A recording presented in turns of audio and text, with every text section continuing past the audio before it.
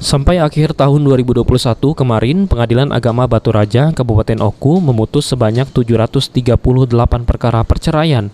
Angka ini meningkat dibanding tahun sebelumnya sebanyak 720 perkara perceraian. Untuk awal tahun 2022 ini, sudah ada 38 berkas pengajuan perkara gugat cerai.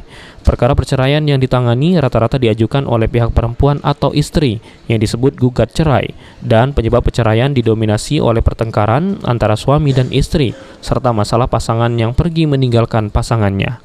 Ketua Pengadilan Agama Batu Raja, Zulkifli, mengatakan Pengadilan Agama Batu Raja sudah berusaha semaksimal mungkin untuk memediasi suami istri yang mengajukan perkara perceraian. Pasalnya perceraian dinilai akan berdampak negatif terhadap keluarga, khususnya anak dari pasangan yang bercerai. Dalam proses penyelesaian perkara perceraian, pihaknya mengedepankan mediasi perdamaian, namun upaya tersebut kerap kali tidak berhasil.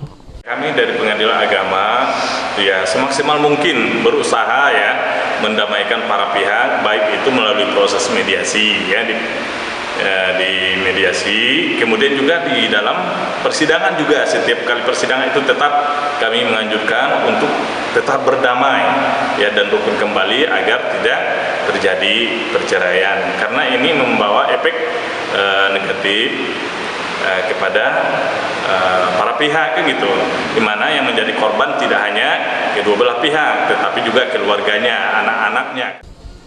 Untuk menekan angka perceraian di wilayah Oku, Pengadilan Agama akan terus melakukan sosialisasi kepada masyarakat tentang efek buruk dari terjadinya perceraian, terutama terhadap keluarga dan anak. Ari Pranika, PAL TV.